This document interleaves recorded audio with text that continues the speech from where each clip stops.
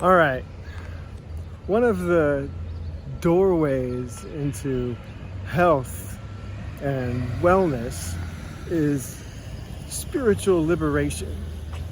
In other words, inner freedom. The ability to be free from what?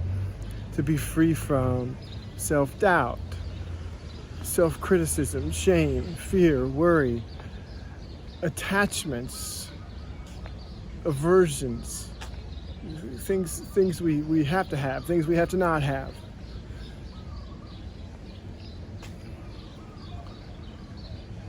This is what great spiritual teachers have talked about. Jesus talked about this. Buddha talked about this. What did Jesus say? That quote, don't attach yourself to things that rust and have moths eat them and grow on them. Paraphrasing here, obviously. And is inner freedom complete freedom from pain and suffering and fear? Does it mean we're not ever afraid, we don't ever worry? Well, probably not, but it helps. It helps a lot if we orient ourselves towards it. This orientation towards the wholeness of life. It's always there, supporting us, the wholeness of life, God.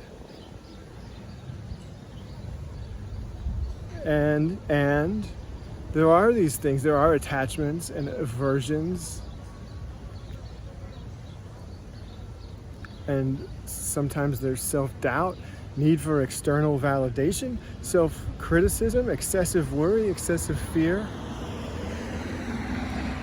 And so as we orient ourselves towards the wholeness of life, we begin to get a little bit more free of those things, a little bit more free and a little bit more free. And sometimes we feel a lot more free when we have a big transformative experience.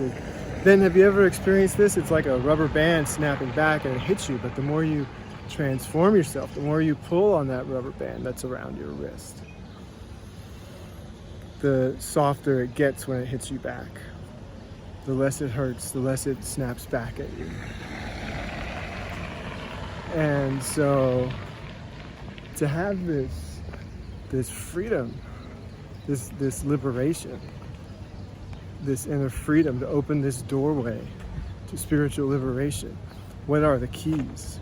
What are the master keys to spiritual liberation? Well, practicing contentment is one.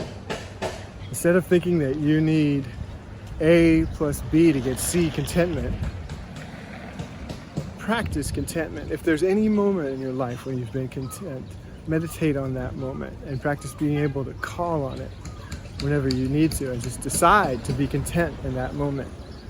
That way you're not attached to A and B to get C contentment, because we want to cultivate this freedom, this liberation, this orientation towards wholeness that is there no matter what, no matter if we have A and B or not.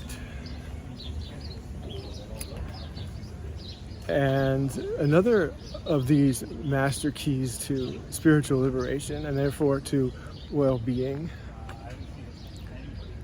is a spirit of curiosity.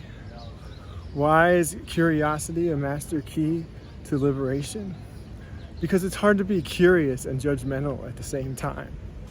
So if you're curious about yourself, that can help to dispel self-judgment. Another of these master keys is self-discipline. Self-discipline doesn't need a whole lot of explanation.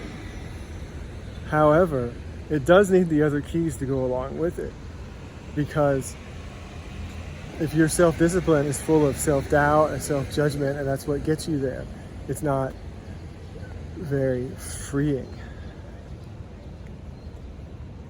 And so I hope that's helpful. Those are three of the keys. These are yogic principles and Buddhist principles and Christian principles. These are keys to spiritual liberation and therefore to well-being. I'm Tom Kirkham. I'm on Big Island, Hawaii. I'm on the Kona side today, going to the Soul Center for Well-Being to receive some body-oriented, energetic, spiritual-oriented work to help free up the energies in my body